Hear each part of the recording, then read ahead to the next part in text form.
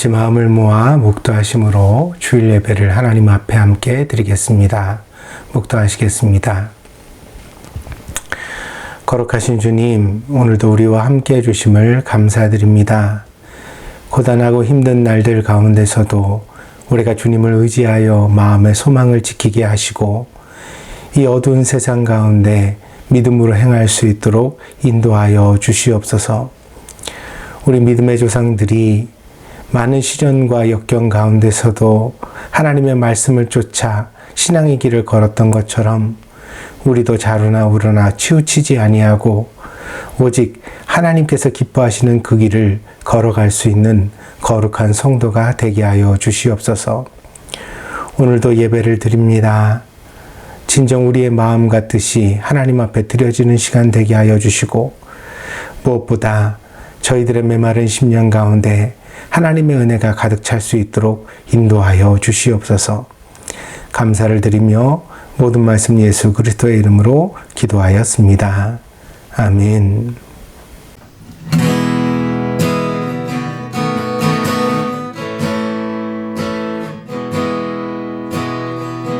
세상을 살아가는 동안에 나의 힘을 의지할 수 없으니 기도하고 낙심하지 말 것을 주께서 참 소망이 되심이라. 주의 길을 걸어가는 동안에 세상에 더 의지할 수 없으니 감사하고 낙심하지 말 것을 주께서 참 소금이 되심이라. 하나님의 꿈이 나의 비전이 되고 예수님의 성품이 나의 인격이 되고 성령님의 권능이 나의 능력이 되길 원하고 바라고 기도합니다. 하나님의 꿈이 나의 비전이 되고 예수님의 성품이 나의 인격이 되고 성령님의 권능이 나의 능력이 되길 원하고 바라고 기도합니다.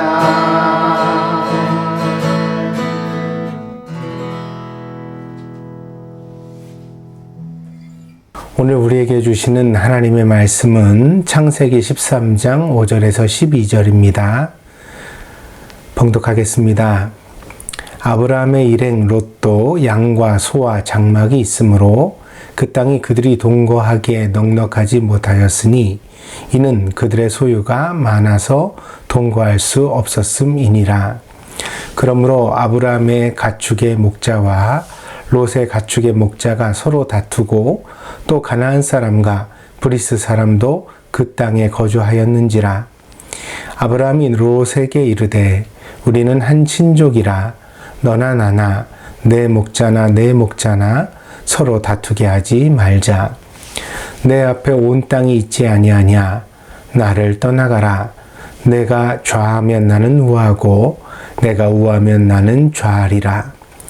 이에 롯이 눈을 들어 요단 지역을 바라본즉 소알까지 온 땅에 물이 넉넉하니 여호와께서 소돔과 고모라를 멸하시기 전이었으므로 여호와의 동산 같고 애굽 땅과 같았더라. 그러므로 롯이 요단 온 지역을 택하고 동으로 옮기니 그들이 서로 떠난지라.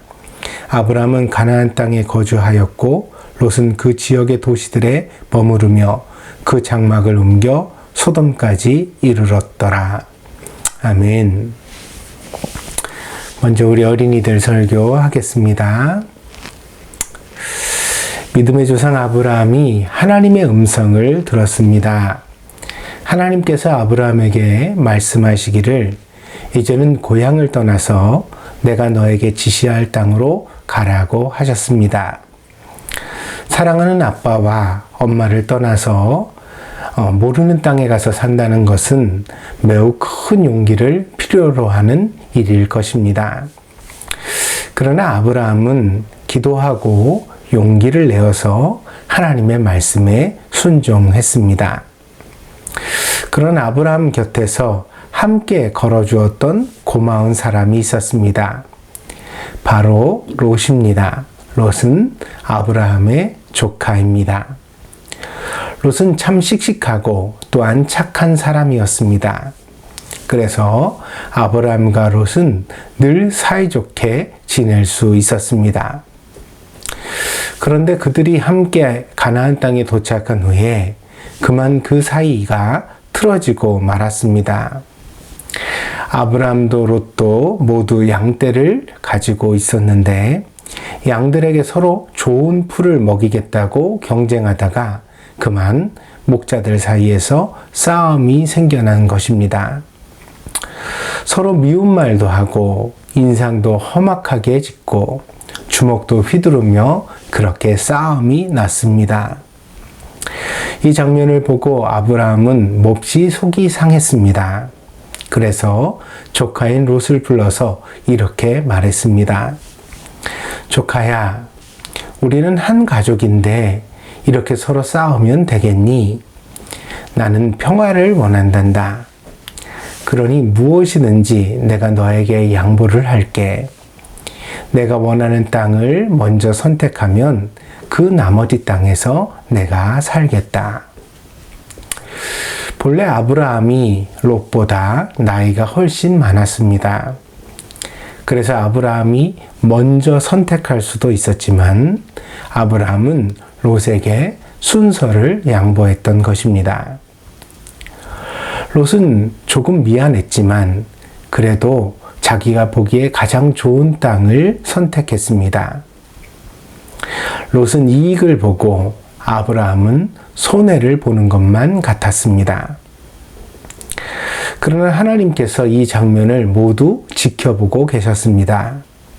그래서 나중에 하나님이 아브라함을 부르셔서 이렇게 말씀하셨습니다.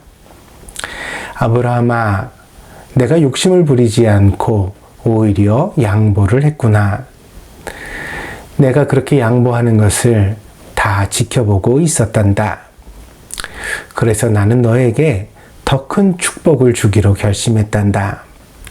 아브라함아, 너는 보이는 이 모든 땅을 얻고 또한 하늘의 별처럼 많은 자녀들을 가지게 될 것이다. 여러분도 혹시 사이좋은 친구와 다툼이 생겨 본 적이 있나요? 아마 그렇게 사이좋게 지내던 친구와 다투게 되면 마음이 많이 아플 겁니다. 그리고 화도 날 겁니다.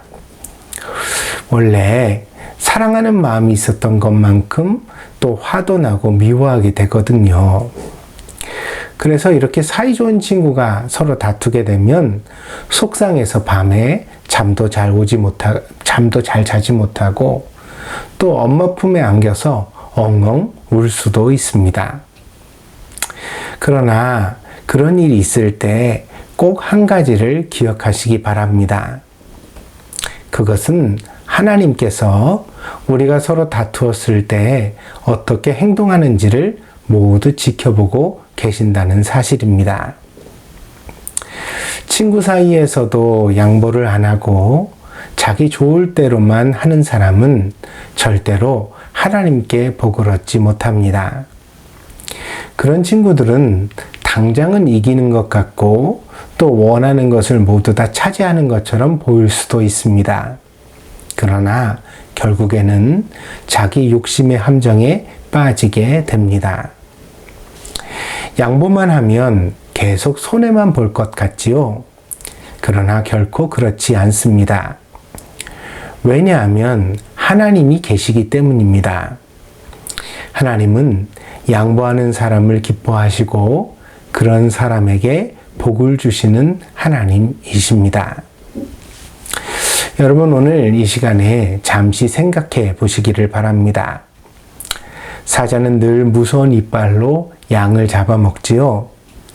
그러면 나중에는 세상에 사자만 살아남고 모든 양은 잡아먹혀서 사라질 것 같지 않습니까? 왜냐하면 사자는 아무도 해칠 자가 없고 양은 계속해서 사자의 밥이 되기 때문이지요. 하지만 신기하게도 세상에는 언제나 사자보다 양이 더 많답니다. 양은 지금도 점점 그 숫자가 많아지고 있지만 사자는 점점 사라져서 보기 힘들어지고 있습니다. 예수님은 말씀하시기를 온유한 자가 결국 땅을 차지하게 될 것이다, 이렇게 말씀하셨습니다. 온유한 사람은 양보하는 사람입니다. 양보하는 것이 처음에는 손해를 보는 것 같겠지만 그러나 결국에는 하나님께 복을 얻는 길이 된다는 것을 꼭 명심하시기 바랍니다. 여러분도 아브라함처럼 마음을 너그럽게 가져서 하나님께 복을 얻는 귀하고 복된 어린이들이 다 되시기를 바랍니다. 기도하겠습니다. 사랑의 하나님, 우리는 서로 싸우기를 원치 않지만 그러나 가끔은 아주 친했던 친구와도 다투게 되는 때가 있습니다. 그럴 때 우리도 아브라함처럼 먼저 양보할 줄 아는 사람이 되게 하여 주시옵소서. 하나님은 양보하는 사람을 기뻐하시고 그런 사람에게 복을 주신다는 사실을 우리가 꼭 기억하며 살아가게 하시옵소서. 하나님이 우리 마음에 온유한 마음을 주시기를 바랍니다. 감사를 드리며 예수님의 이름으로 기도했습니다. 아멘. 자, 어린이들은 이제 모두 다 가셨다가 축도할 때 오시기를 바랍니다. 지금부터는 장년부 설교를 시작하겠습니다. 코로나 때문에 많이 힘드시지요? 많은 연구자들의 연구와 또 WHO 세계보건기구의 전망으로 볼 때 우리는 팬데믹의 마지막 단계에 거의 와 있는 것 같습니다. 이를 엔데믹이라고 하는데 이는 바이러스의 대유행 단계에서 벗어나 풍토병의 단계에 들어섰다는 것을 의미합니다. 그러니까 이 코로나 바이러스가 완전히 사라지는 것은 아니지만 감염과 회복이 어느 정도 균형을 이루어서 관리할 수 있는, 관리 가능한 상태가 앞으로는 지속되게 될 것이라는 것을 의미합니다. 아직은 방심할 것이 아니지만 정말 조금만 더 잘 버티면 우리가 다 무사히 이 재난을 지나갈 수 있지 않을까 생각해 봅니다. 그러므로 모두 힘을 내어서 개인 방역에 다 함께 더 노력해 주시기를 다시 한번 당부를 드립니다. 코로나19의 대유행은 우리에게 많은 것을 생각하게 만들었습니다. 특별히 이번 재난을 통하여 우리는 사람이 얼마나 관계의 존재인지를 확인하게 되었습니다. 우리는 코로나 시기를 통해 서로 만나지 못하고 마음껏 교제하지 못하는 시간을 무려 2년이나 지냈습니다. 그러나 만약 이러한 관계 단절을 우리가 실제적으로 실행할 수 있었다면 아마도 진작에 이 바이러스의 대유행을 막을 수 있었을 것입니다. 바이러스가 퍼진다는 것은 결국 우리가 어딘가에서 누군가를 만나고 있다는 것을 의미합니다. 그것이 잠시이든 아주 가까운 사람들로 한정하든 혹은 어쩔 수 없는 환경으로 인하여 만나든지 간에 우리는 사람과 사람의 만남을 완전히 끊을 수는 없었고 결국 그 관계를 타고 바이러스가 온 세상에 퍼지게 되었던 것입니다. 심지어 가장 강력한 강제력을 가지는 공산주의 국가들조차 이 관계를 완전히 제한하고 바이러스를 통제하는 것에 실패하고 말았습니다. 국가들에 따라서는 사람이 이렇게 만남을 가지면 엄청난 벌금을 물리기도 했고요. 또 심지어는 이 공산주의 국가에서는 사람들을 감금하거나 혹은 아주 극단적인 도시 폐쇄의 방법을 사용하기도 했지 않습니까? 그래서 차가 다니는 모든 길을 통행금지처럼 막아버리고요. 건물 밖으로 사람들이 못 나오게 만들었던 국가들도 있습니다. 그럼에도 불구하고 이 모든 국가들에서 결국은 코로나 바이러스가 어떤 발현되었거든요. 그러니까 결국에는 사람과 사람이 어딘가에서 누군가를 만난다는 것을 의미하지요. 그러니까 결국 이 바이러스가 사라지지 않고 온 세상에 계속 나타나게 되었던 것입니다. 아마 여러분들도 그러할 것입니다. 지금까지 안전했다 하더라도 그 안전의 범주 안에서 여전히 접촉하고 만나는 사람들이 있을 것입니다. 물론 이미 많은 것을 희생하며 방역에 협조해 왔습니다. 그래서 답답한 일상을 참 많이 감내해 왔습니다. 그러나 바이러스 감염은 우리가 그렇게 익숙하게 여기는 관계를 통해서도 우리 곁에 찾아올 수 있다는 것을 다시 한번 명심해야 하겠습니다. 그래서 우리가 늘 만나던 관계라고 하더라도 한 번 더 주의를 기울이고 노력하는 것이 필요한 때가 아닌가 그렇게 생각을 합니다. 그래서 다시 한번 여러분에게 말씀을 드립니다. 사람이 사람을 완전히 안 만날 수는 없습니다. 그것은 이미 증명된 사실이나 다름이 없습니다. 그러나 그 만남을 보다 더 안전하게 하는 조치들을 우리는 꼭 실천해야 하겠습니다. 이를테면 가까운 사이에서도 마스크를 꼭 착용하고 대화하는 것, 그리고 사람을 접촉한 이후에는 꼭 손을 씻는 것, 그리고 되도록 함께 모여서 먹고 마시는 행위는 삼가하는 것과 같은 일들을 우리가 당분간 꼭 실천해야 하겠습니다. 한국에서는 제3차 부스터샷이 긴급하게 실행되었고 지금도 원하는 사람들은 언제라도 즉시로 접종할 수 있는 기회가 제공되고 있습니다. 그러나 일본은 그 3차 부스터샷의 준비가 미흡했지요. 그래서 늦어졌습니다.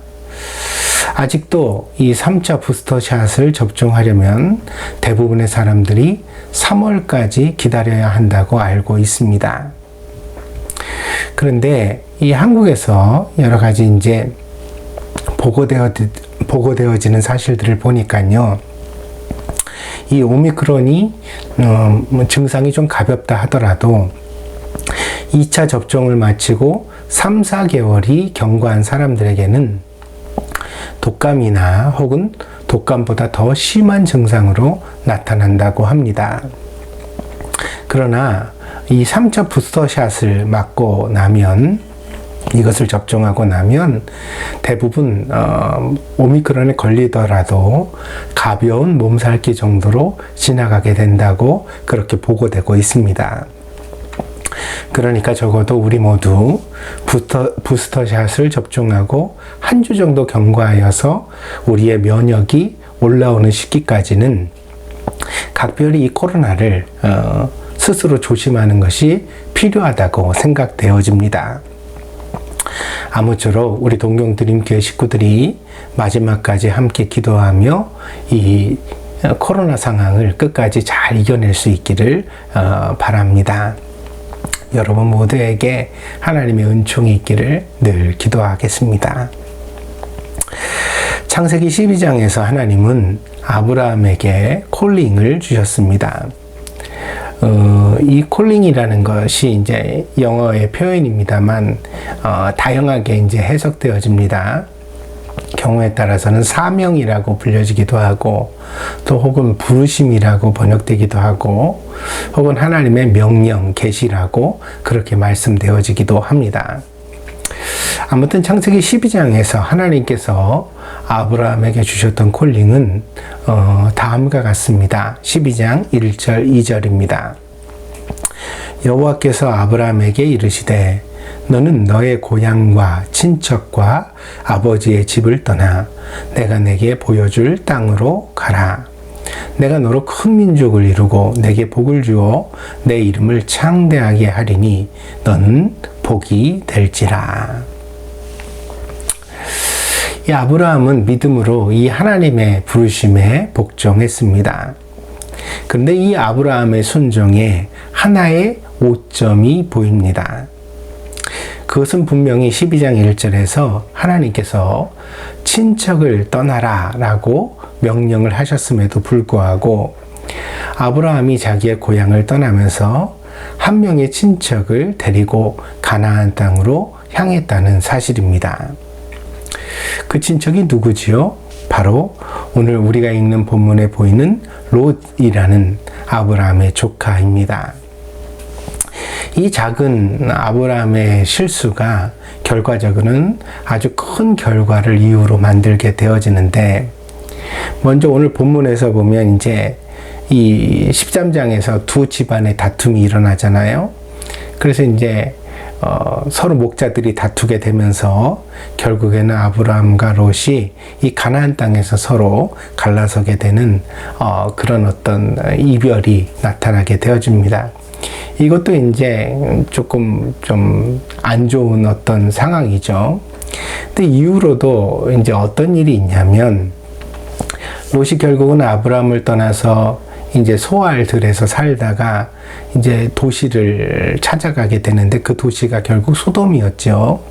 그래서 이 소돔에서 롯이 살고 있을 때 이 소돔의 죄악을 하나님께서 불로 심판하시겠다고 그렇게 결정하시게 됩니다. 결국 롯은 가까스로 이 소돔에서 구원을 받았지요. 그런데 그 소돔에 내렸던 하나님의 심판을 목격한 후유증으로 그만 대인기피증 같은 어떤 그런 트라우마에 시달려서 사람들이 사는 곳에 있지 못하고 자기의 가족을 데리고 산속으로 깊이 들어가서 거기서만 살게 됩니다. 그러다가 이 산속에서 그만 부적절한 관계를 통해 모압과 암몬이라는 그런 두 민족의 조상을 낳게 되어집니다. 근데 이 모압과 암몬은 대대로 아브라함의 자손인 이스라엘에게 가시가 되는 역할을 하게 되는 그런 민족입니다. 때문에 만약에 아브라함이 고향을 떠날 때 하나님의 명령에 완전히 순종하여서 롯을 가나안 땅으로 데려오지 않았다면, 그러면 모압과 암몬이라는 두 민족이 생겨나지 않았겠죠. 그러면 이 모든 고통의 역사가 달라지지 않았을까? 그렇게 우리가 아쉬운 가정을 하지 않을 수 없는 것입니다. 그러나 아브라함이 결과적으로는 이제 롯을 데리고 가나안 땅에 왔잖아요. 그래서 역설적으로 오늘 이 본문이 우리에게 보여주는 바는 우리가 하나님께 순종할 때 혹은 신앙의 가치를 위해 무언가를 포기할 때 우리가 돈도 포기할 수 있고 또 기득권도 내려놓을 수 있습니다. 이런 일들이 쉽지 않지만 할 수 있다는 거죠. 그러나 이 모든 것들의 포기 가운데서 가장 힘든 것은 바로 관계를 포기하는 것이라는 사실을 오늘 본문이 우리에게 보여준다는 사실입니다. 그러니까 사람이라는 게 관계의 존재라서 사실은 하나님이 다 내려놔라 그러면 배도 그물도 뭐 여러 가지 이제 아버지와의 관계도 뭐 이런 것들도 우리가 잘 포기하곤 하지만, 그러나 마지막 순간에 이제 우리가 포기하지 못하고 붙드는 것 중에 하나가 우리가 아끼는 사람, 사랑하는 사람, 내가 마음에 맞는 사람과의 관계, 그거는 잘 포기가 안 된다는 것입니다. 내 마음에 드는 사람, 나와 뜻이 통하는 사람, 나와 대화가 잘 되는 사람을 때로는 신앙과 복종을 위해 포기할 수 있겠느냐? 이 질문이 바로 본문이 우리에게 던지고 있는 질문인 것입니다. 사람은 관계 속에서 살아갑니다. 아마도 많은 분들이 이 관계, 그러니까 사람과 사람의 관계에 대하여 다소 어려움을 느끼실 것입니다.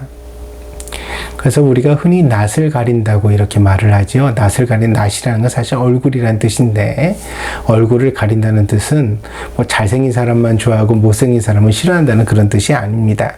그게 아니라 우리가 이제 익숙한 얼굴, 늘 친했던 사람에 대하여서는 쉽게 마음이 열리지만 모르는 사람, 알지 못하는 사람을 만날 때에는 굉장히 우리가 어떤 두려움을 가지고 불안을 가지게 되는 존재라는 것이죠. 그래서 처음 보는 사람과는 쉽게 친해지는 것에 어려움을 겪는 사람들이 참 많습니다. 뿐만 아니라 우리가 어떤 사람을 간혹 잘 사귀는 사람도 있거든요. 그러니까 처음 보는 사람에게 말도 잘 걸고 또 이렇게 대화도 잘하고 그런 사람이 있을 때 우리가 사교성이 있는 사람이라고 말하기도 합니다만, 그러나 이렇게 사람을 쉽게 사귄다고 하여도 깊은 관계로 발전하는 것은 또 다른 차원이거든요. 그래서 사람을 잘 사귀기는 하지만 깊이 사귀지는 못하는 사람도 많습니다. 이런 분들이 사람을 깊이 사귄다는 것에 대하여 다소 회의적인 시각을 가지고 있기도 합니다. 그러니까 나름대로 마음에 어떤 적절한 선을 그어놓고요, 그 수준에서 사람들과의 관계를 유지해 가는 것입니다. 이를테면 너무 깊은 얘기는 남에게 절대 하지 않는다, 이런 어떤 인간관계의 원칙을 가진 분들이 꽤 많거든요. 이런 분들은 부부지간에 있는 이야기 혹은 자기 자식에 대한 이야기 혹은 자기 개인 신상에 대한 이야기를 절대로 남에게 잘 말하지 않습니다. 그러면 이런 사람과는 아무리 정성과 시간을 기울여도 깊은 관계를 기대하기 어렵거든요. 그러니까 늘 그냥 뭐 일상적인 것, 표표적인 것만 얘기를 나눌 뿐이지 사실 그 심정, 느낌 혹은 생각 혹은 그 사람의 어떤 과거에 대하여는 절대로 알게 해주지 않는 그 거리감이 유지되어지는 거죠. 그러면 10년을 사귀어도 사실 별로 모르는 사람이 참 많습니다. 그런 사람은 20년 사귄다고 해서 별반 다르지 않죠. 그러니까 인간관계를 잘 사귀는 것, 쉽게 사귀는 것도 중요하지만 깊이 사귀는 것은 더 어려운 일입니다. 또한 못지않게 어려운 것이 바로 관계를 끝내는 일입니다. 어떤 분이 저에게 그런 말씀을 하시더라고요. 결혼도 어렵지만 이혼은 더 어렵다. 근데 그런 말씀을 하실 때 뭔가 사연이 있는 것은 같았습니다만 제가 들으려고 하진 않았습니다. 그런데 그분의 사연을 제가 자세히 듣지 않더라도 단번에 그건 그럴 수 있겠다라고 공감할 수 있었습니다. 여러분, 좋은 친구를 만드는 것도 어렵지만 친구의 관계를 정리해야 한다면 그것은 더 어렵고 힘든 과정이 될 게 분명하지 않습니까? 이게 어떤 관계를 끝낸다는 것은 어떤 면에서 사람에게 있어 대단히 고통스러운 일이 되는 것이거든요. 그래서 이 사람의 관계는 만남으로 탄생하고 사귐으로 성장하며 헤어짐으로 소멸하게 되는 것입니다. 그래서 관계라는 것은 이 어떤 탄생과 소멸이 있는 거죠. 그래서 만남으로 시작됩니다. 그리고 우리가 서로 열심히 교제하고 사귀면서 그 관계가 성장하게 되죠. 그리고 마지막에는 이제 어떤 그 헤어짐으로 소멸하게 됩니다. 그래서 이별을 하게 되면 그 관계가 어느 정도 정리되게 되는 거죠. 물론 헤어짐 이후에도 후회라든가 미련이라든가 그리움 같은 감정의 후과, 그러니까 찌꺼기들이 남기도 하지만 이런 것들은 개인적인 것이라 둘이 같이 해결하는 문제가 아니라 혼자 해결할 숙제가 됩니다.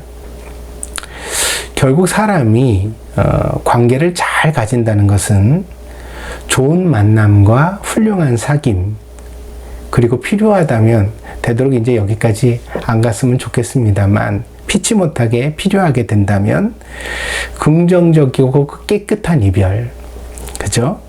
그래야 그 관계가 이제 잘 가지게 되는 것이라고 우리가 말할 수 있을 것입니다. 이것이 매우 어렵다는 것은 누구나 인생 가운데 체감하고 있는 바가 아닐까 생각합니다. 그런데 오늘 우리가 읽은 본문에서 아브라함은 이에 대한 모범을 우리에게 보여주고 있습니다. 그래서 아브라함의 이야기가 우리 모두에게 다 그대로 적용되는 것은 아니겠습니다만 적어도 어떤 원칙의 가이드는 주고 있다고 생각할 수 있겠습니다. 아브라함과 롯은 매우 가까운 사이였습니다. 그것은 단지 삼촌과 조카라는 인척의 관계를 뛰어넘는 것으로 보입니다. 왜냐하면 앞에서도 말씀드린 바와 같이 아브라함이 하나님께 명령을 받을 때 분명히 본토 친척 아비의 집을 떠나라 이렇게 말씀하시잖아요. 이 모든 친척의 관계를 정리하고 떠나라 그러셨을 때 아브라함이 그 모든 관계를 떠났습니다. 그런데 이제 이 아브라함이 떠날 때 그럼에도 불구하고 함께했던 관계가 이 조카 롯이거든요. 그러니까 어떤 면에서는 아브라함에게 있어 아버지나 형제들보다도 훨씬 더 마음이 맞고 가까웠던 관계가 바로 조카 롯이 아니었을까 이렇게 생각할 수 있는 것입니다. 오늘 우리가 읽은 본문에서도 아브라함은 롯에 대하여 매우 긍정적인 태도를 우리에게 보여주고 있습니다. 이 양쪽 집안에서 어떤 실제적 이익에 대한 충돌이 일어났잖아요. 그러니까 이게 우리가 어떤 예의라든가 혹은 어떤 정서적인 문제로 인하여 다툼이 났을 때보다 훨씬 더 치열한 어떤 다툼이 되는 경우가 이익과 손해에 대한 문제에 있어서 그렇죠. 사람은 누구나 손해를 하나도 안 보려고 하기 때문에 그래서 이제 양쪽 편이 이제 양떼를 키우고 있었는데 서로 좋은 목처지를 차지하겠다고 서로 이제 목자들 간에 다툼이 나는 이런 문제는 재산상의 문제이기 때문에 굉장히 치열하고 또 어떤 마음이 상하는 그런 실제적 문제일 수 있다는 것입니다. 그런데 아브라함은 기꺼이 여기서도 양보를 선택하고 이 롯에 대하여 나쁘게 말하거나 불평하지 않았습니다.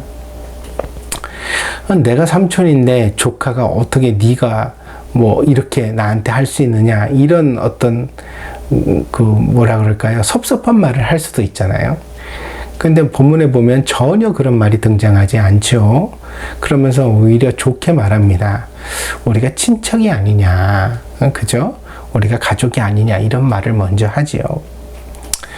그래서 여기서도 이제 아브라함이 롯에게 목초지를 먼저 양보했습니다. 그래서 네가 원하는 땅을 먼저 가져라. 그러면 그 나머지 땅에서 내가 살겠다. 이렇게 말하는 것을 보게 되어지지요.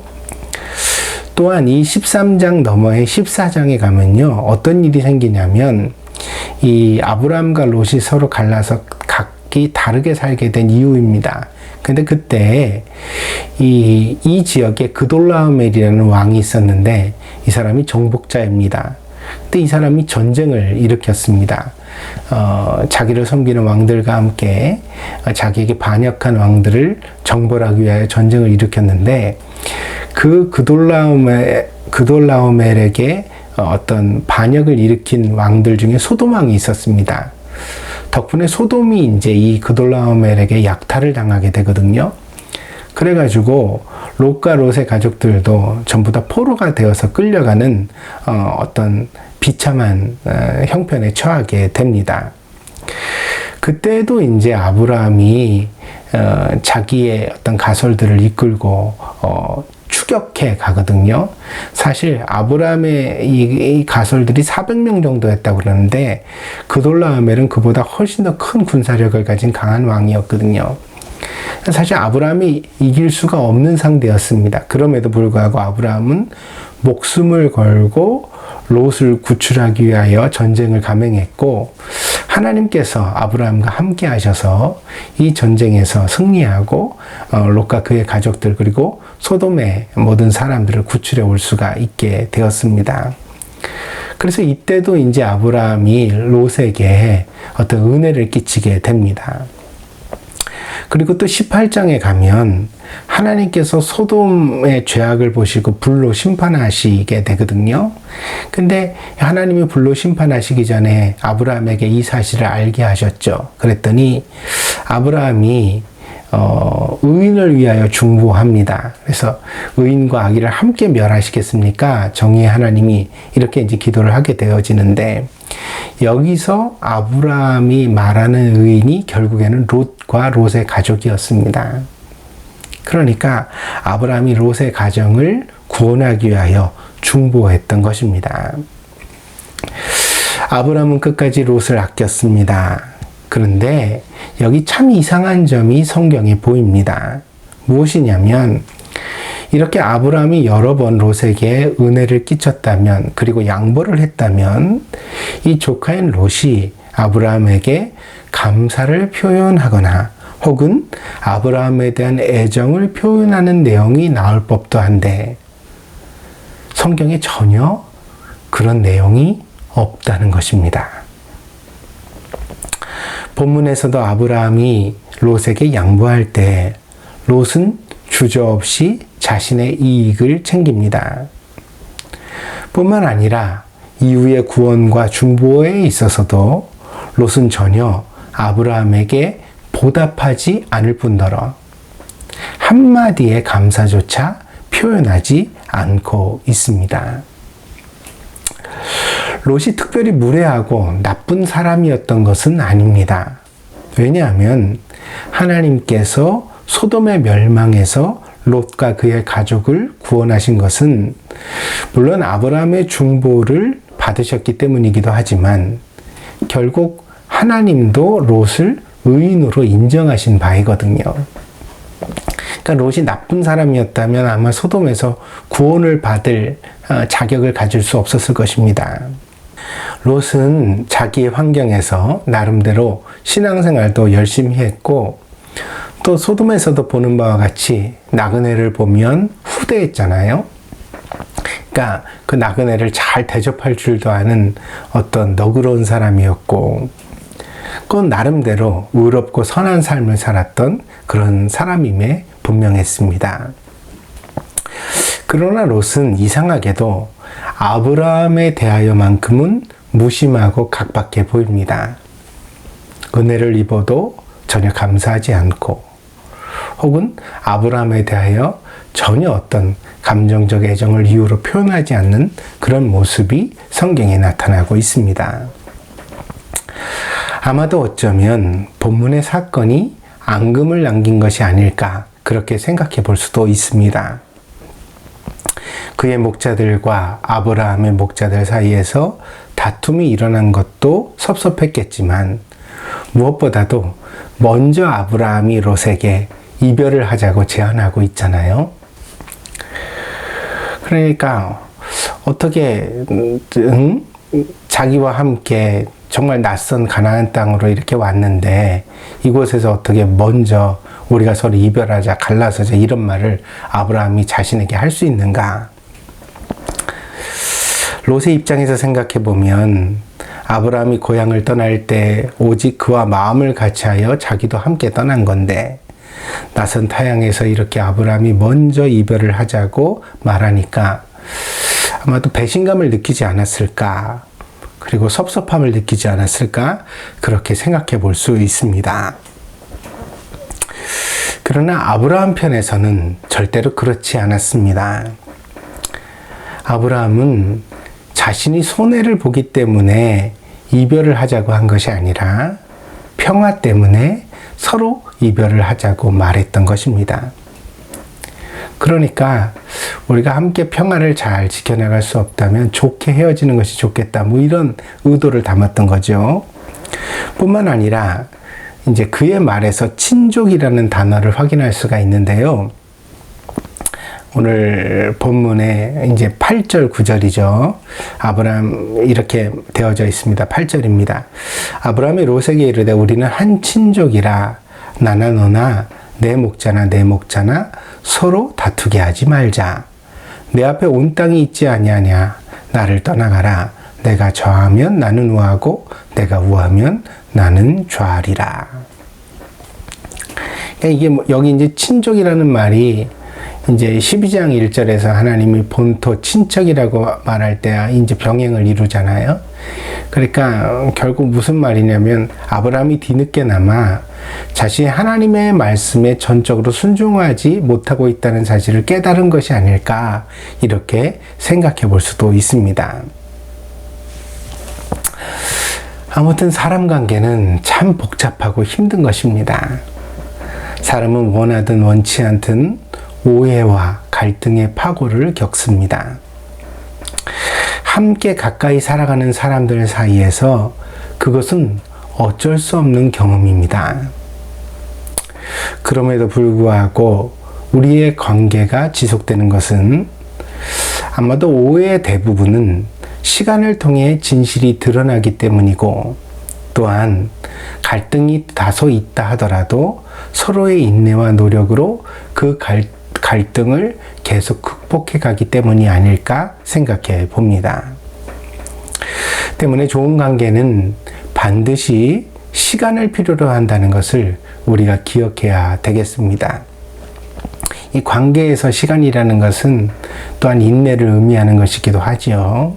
이런 과정을 통해서만 사실 우리의 관계는 진짜 서로 깊어질 수 있는 것입니다.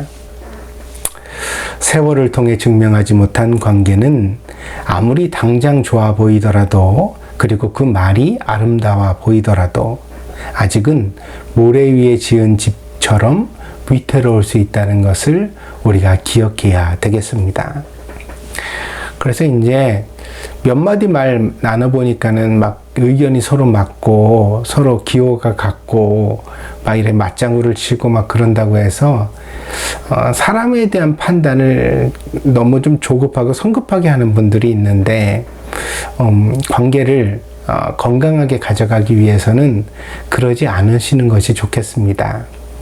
그러니까 어떤 사람이든지 정말 건강하고 좋은 깊은 관계를 우리가 가지기 위해서는 시간을 필요로 한다는 것, 그리고 그렇게 긴 시간을 지내다 보면 아무리 가까운 사람도 오해와 갈등이 생겨날 수 있기 때문에 어떤 인내를 필요로 한다는 것을 우리가 꼭 기억해야 하겠다는 것입니다. 그러므로 인간관계는 쉽게 확신하거나 단정하지 말고 조금 여유를 가지고 오래 지켜보면서 결정해 나가는 것이 지혜로운 일이 아닐까 생각합니다. 아브라함은 롯을 향해 진심을 끝까지 지켰습니다. 본문에 나타나는 양보의 말도 결코 빈말이 아니었습니다. 롯은 에덴 동산과 애굽에 비견되는 바로 소돔의 들판을 선택했고 아브라함은 이런 롯의 선택을 존중했습니다. 그리고 후에도 이 아브라함은 롯에게 어려운 일이 생길 때마다 먼저 달려가 정말 최선을 다해 도왔고 또한 하나님께서 진심으로 롯과 롯의 가족들에게 복을 주시기를 기도했습니다. 그러나 롯이 아브라함을 향하여 그런 태도를 보인 적은 전혀 성경에 나타나지 않습니다. 그러니까 롯이 아브라함을 축복하거나 아브라함에게 감사를 표현하거나 아브라함에 대하여 애정을 보이는 내용이 성경에는 전혀 없습니다. 그래서 이런 관계는 매우 일방적이며 아브라함이 손해를 보는 것처럼 보일 수도 있습니다. 하지만 우리가 알거니와 그리고 어떻게 보면 이렇게 표면적으로 나타나는 것에 대하여서는 대단히 역설적으로 보이는 것이 무엇이냐면 아브라함이 손해를 보는 관계인 것 같았지만 결과적으로 보면 하나님께 복을 얻은 것은 아브라함이었다는 사실이죠. 그리고 오히려 롯은 어떤 하나님의 편에서는 봤을 때는 어떤 퇴락의 길을 걸어갔다는 사실입니다. 롯과 롯의 가족들 그리고 롯의 후손들을 두고 보면 분명히 롯은 하나님께 복을 얻은 사람이라고 말할 수 없을 것입니다. 손해가 손해가 아닙니다. 반대로 이익이 아닙니다. 오늘 이 말씀을 잘 생각하시고 마음속에 기억하시기를 바랍니다. 우리는 사람과 사람의 관계를 지켜보시며 역사하시는 하나님의 관점을 이해할 필요가 있습니다. 이것이 신앙인에게는 매우 중요한 지혜가 아닐까 합니다. 비록 내가 이겨도 지는 싸움이 있습니다. 비록 내가 큰 손해를 보아도 오히려 더 큰 복을 얻게 되는 관계가 있습니다. 그것은 상대방이 알거나 모르거나 관계가 없습니다. 그것이 문제가 아니라 두 사람 사이에 하나님께서 지켜보실 때 과연 하나님이 이 관계를 어떻게 생각하시겠느냐, 이 문제에 대하여 우리가 고민해 볼 필요가 있다는 것입니다. 그래서 자꾸만 우리가 인간관계 속에서 아니 내가 이렇게 노력을 했는데 너는 왜 모르니, 몰라주니, 아마 본문에 나타난 아브라함과 롯의 관계처럼 일방적으로 다 퍼주고 나서 나 섭섭해, 속상해, 또 어떻게 내가 이렇게 하고서도 네가 나한테 이럴 수가 있어, 이런 배신감, 섭섭함으로 인하여 마음에 상처를 받는 분이 참 많이 있을 겁니다. 근데 그러지 말라는 것입니다. 왜냐하면 그 사람은 끝까지 몰라줄 수도 있지만, 그 사람은 끝까지 나의 기대에 부응하지 않을 수도 있지만, 결국 내가 하나님 앞에서 선하게 행하면, 그 관계를 아름답게 가져가면 결국 하나님께서 나에게 보상하시고 복을 주신다는 사실입니다. 그러니까 이것을 의식하며 살아가는 것이 사실은 신앙이고 지혜라는 것입니다. 말씀을 정리하겠습니다. 우리는 아브라함을 통해 신앙인의 인간관계의 원칙들을 다시 한번 생각해 볼 수 있을 것입니다. 첫째로, 신앙인이라고 하여서 모든 사람과 동행할 수는 없습니다. 둘째, 만남과 사귐과 헤어짐을 지혜롭게 잘 가질 수 있도록 하나님 앞에 기도해야 되겠습니다. 그래서 신앙인이라고 해서 모든 사람들과 끝까지 안 헤어지고 늘 친구로만 살아야 되는 것은 아닙니다. 그러니까 이 교제라는 것, 만남, 관계라는 것은 만남과 사귐과 그리고 마지막에 헤어짐이 있을 수 있다는 거죠. 그리고 그 헤어짐이 정말 좋은 것일 수도 있다는 것입니다. 세 번째로, 오해를 받을 때는 시간으로 증명해야 한다는 것입니다. 그래서 너무 성급하지 마시고, 다소 오해가 있더라도 그럴 때는 언젠간 나의 진심이 통할 것이다, 그리고 한결같이 자기답게 행동하시면 결국에는 그 진심이 증명되는 때가 꼭 올 것이라고 생각을 합니다. 네 번째로, 갈등의 상황에서도 우리는 늘 평화를 추구해야 한다는 것입니다. 그래서 이 갈등의 상황이 된다고 해서 다툴 것이 아니라, 싸우려고 들 것이 아니라, 그럴수록 더 어떻게 하면 평화를 우리가 추구할 수 있을까, 그렇게 생각하는 사람이 되어야 그것이 신앙인일 것입니다. 다섯 번째로, 상대방이 알아주지 않아도 끝까지 선해야 합니다. 이게 어렵지요. 손해보는 것 같을 때도 있습니다. 그렇지만 여러분이 하나님을 향한 신앙을 가지고 있다면, 제가 다시 한번 말씀드립니다. 그 사람은 몰라도 누가 아신다고요? 하나님이 아신다고요. 그러니까 우리가 신앙인이라면 상대방이 알아주지 않아도 끝까지 선해야 합니다. 여섯 번째로, 둘 사이를 하나님이 보실 때 어떻게 생각하실지를 늘 생각해야 합니다. 그 사람과 나 사이에 하나님이 지켜보시는데 하나님은 우리 두 사람의 사이를 어떻게 생각하실까? 그 관점을 늘 가지려고 노력하시라는 것입니다. 7번째로 양보하고 겸손하며 온유해야 합니다. 이게 이제 신앙인의 정서인데 이게 어렵죠. 그러나 이렇게 할 때 결국 우리가 하나님 앞에서 복을 얻게 된다는 사실 다시 한번 명심했으면 좋겠습니다.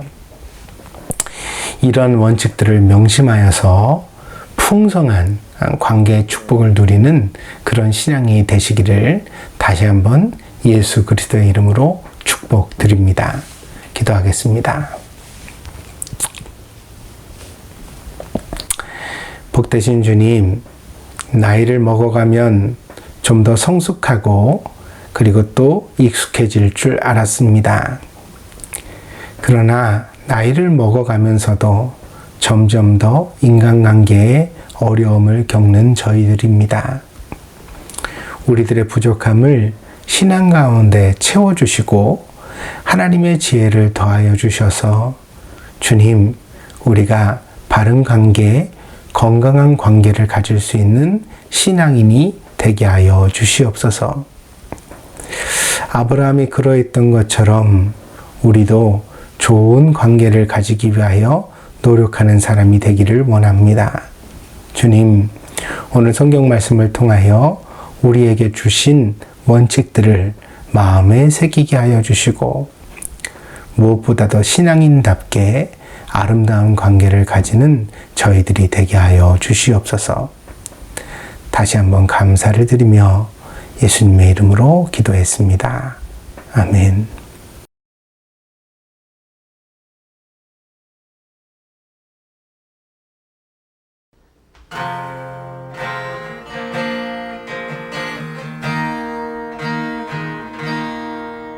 주 사랑이 나를 숨쉬게 해 세상 그 어떤 어려움 속에도 주 은혜로 나를 돌보시며 세상 끝날까지 지켜주시네. 주 사랑이 나를 이끄시네. 내가 갈 수 없는 그곳으로 주의 사랑 나를 붙드시며 세상 끝날까지 인도하시네. 주님만이 내 아픔 아시며 주님만이 내 맘 어루만지네.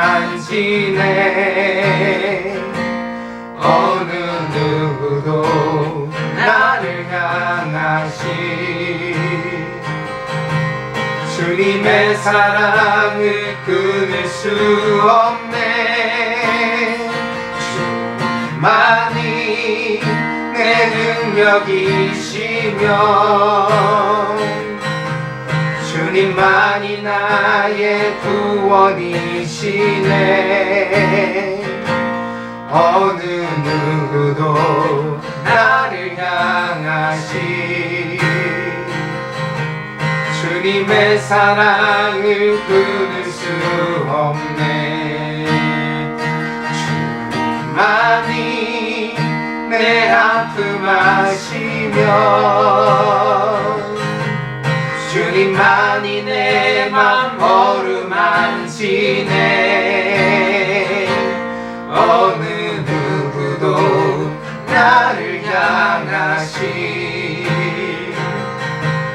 주님의 사랑을 끊을 수 없네. 주님만이 내 능력이시며 주님만이 나의 구원이시네. 어느 누구도 나를 향하시 사랑에 끊을 수 없네. 몇 가지 광고 말씀 드리겠습니다. 지난주에는 우리 장소 집사님이 여러 가지 이제 배가 아픈 그런 사정으로 인하여서 어떤 병원에 입원하는 일이 있었습니다만, 여러분이 함께 기도해 주신 덕분에 무사히 퇴원하여 집으로 돌아올 수 있었습니다. 그러나 아무래도 소화기관이 좀 약하다는 사실을 우리가 확인하게 되었으니까, 이후로 비슷한 문제가 생겨나지 않도록, 그리고 건강할 수 있도록 여러분들 다 함께 우리 장소 집사님을 위해서 기도해 주시기를 부탁을 드립니다. 그리고 또 급한 기도 제목이 하나 생겼습니다. 우리 이성경 집사님의 어머니와 또 할머니가 계신데, 할머니가 이 코로나에 감염되신 것으로 확인되었다고 합니다. 그 연세가 아주 고령이시기 때문에 이제 보건소에서 조치를 취하여서 아마 입원을 하게 되실 것 같습니다. 아마 입원을 하셨을지도 모르겠네요. 이 광고가 나갈 때는. 그리고 또한 함께 생활을 하셨기 때문에 아마 어머니도 확진되지 않을까 그렇게 조심스럽게 예상하고 있습니다. 다행인 것은 두 분 다 이 3차 부스터샷을 이미 다 맞으셨다고 하니까요. 이 감염이라는 불행한 소식이 있습니다만, 그럼에도 불구하고 그다지 건강에 위협이 되지 않게 무사히 지나가서 우리가 이 위기를 잘 넘겼다는 기쁜 소식을 함께 나눌 수 있었으면 좋겠습니다. 여러분이 말씀을 드린 것처럼 대부분 이렇게 좀 어려운 상황을 겪게 되는 경우가 감염이 확인된 이후에 5일 이내라고 합니다. 이때까지 이제 무사히 지나가면 대체적으로는 그냥 낫는 것으로 이렇게 우리가 순조롭게 볼 수 있다고 하니까 이번 한 주간이 중요한 시간이 될 것 같습니다. 우리 이성경 집사님 어머니와 할머니를 위해서 우리 교회 식구들도 모두 다 같이 함께 기도해 주시기를 다시 한번 당부를 드립니다. 그리고 또 우리 교회 최동일 집사님 지난 9일에 이제 일본에 들어가셨다가 아마 지금쯤은 가족과 함께 좋은 시간을 보내시지 않았을까 생각을 합니다. 그리고 또 항암 치료를 위하여 곧 한국에 돌아오시게 될 터인데, 이 모든 여행의 길들이 순조로울 수 있도록 하나님께서 또 치료의 과정에 차질이 없도록 붙들어 달라고 여러분들을 위해서 함께 기도해 주시기를 부탁을 드립니다. 그리고 목사는 이제 또 일본에 들어가야지요. 그래서 3월 달부터 이 국경이 열린다는 소식을 접하고, 그리고 이제 일본으로 돌아가는 그 길을 준비하게 됐습니다. 지금으로서는 이제 그 3월 4일 날 돌아가려고 그렇게 계획을 가지고 있습니다. 그러니까 여러분들 목사가 무사히 잘 돌아가서 여러분 곁에 갈 수 있도록 또한 위하여 미리 함께 기도해 주시기를 부탁을 드립니다. 교회 여러 가지 소식이 있을 때마다 사택에 전해 주시고 우리 교회가 함께 기도하면서 이 모든 시간들을 잘 이겨나갈 수 있게 되기를 바랍니다. 그리고 또 요즘 이제 줌으로 우리 성경 읽기 반이 계속되고 있는데 참 감사한 일입니다. 여러분 모두 칭찬드리고요. 그리고 또 여러분이 그런 모임을 통해서 목사에게 질문해 주시는 것도 참 기쁘고 감사하고 대견하게 보고 있습니다. 여러분 모두에게 꼭 하나님이 큰 은혜를 더해 주시기를 바랍니다. 이 모임이 더욱 풍성해졌으면 좋겠습니다.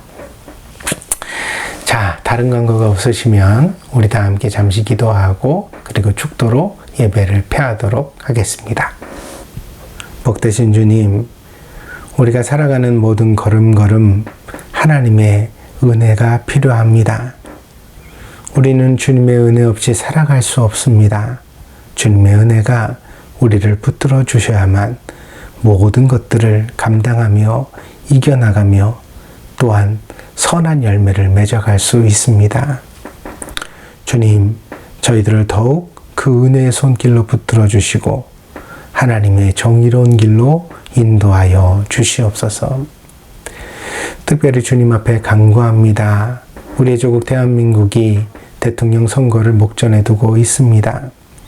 한 명의 지도자가 바로 세워지는 것이 역사와 시대의 중요한 과제인 줄 압니다. 아버지 하나님, 대한민국에 하나님께서 기뻐하시는 좋은 지도자가 세워질 수 있도록 인도하여 주시옵소서. 그리하여 어둠의 시대를 밝히게 하시고 민족의 장래를 하나님 좋은 길로 인도할 수 있도록 하나님께서 붙들어 주시옵소서. 이를 위하여 우리 그리스도인들이 먼저 앞서 기도하게 하시고 기도할 뿐 아니라 아버지 하나님 또한 잘 참여할 수 있도록 하나님께서 붙들어 주시옵소서. 사랑하는 성도들의 가정에 복을 빕니다. 코로나가 창궐하는 이 세상 가운데 하나님 무엇보다 저들의 가정을 건강으로 지켜주시고 부부가 서로 존경하며 사랑하여 살아가게 하시며 자녀들을 양육할 때 욕심이 아니라 주의 교양과 훈계로 말씀으로 양육하는 건강한 가정이 되게 하여 주옵소서. 저들의 일터에는 땀 흘려 수고하는 정직한 노동이 있게 하시고 아버지 하나님 그렇게 번 소득을 가지고 하나님의 교회를 섬기며 가정을 잘 아버지 하나님 공양하며 또 아버지 하나님 가난한 이웃들을 돌볼 수 있는 선한 성도들이 되게 하여 주옵소서. 아름다운 관계의 축복을 주셔서 저들 곁에 좋은 사람들이 늘 있게 하시고 외롭지 않은 인생이 되게 하여 주시며 하나님께서 지혜와 총명을 더하여 주셔서 어떤 삶의 자리에서나 하나님의 자녀답게 머리가 되는 귀한 성도들 되어지게 하여 주옵소서. 아버지 하나님, 무엇보다 이 어려운 시기에 사랑하는 성도들의 마음에 평강을 빕니다. 하나님을 의지함으로 저들의 마음이 담대하게 하시고 그 어떤 어려움 속에서도 결코 마음의 평강이 흐트러지지 않는 복된 성도들이 될 수 있도록 하나님 붙드시고 인도하여 주시옵소서.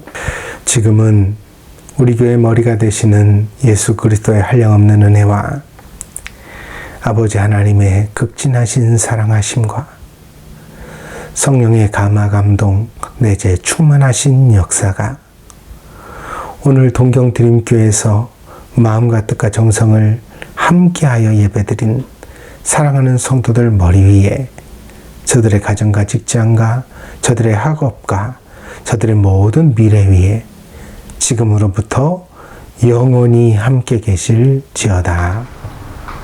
아멘.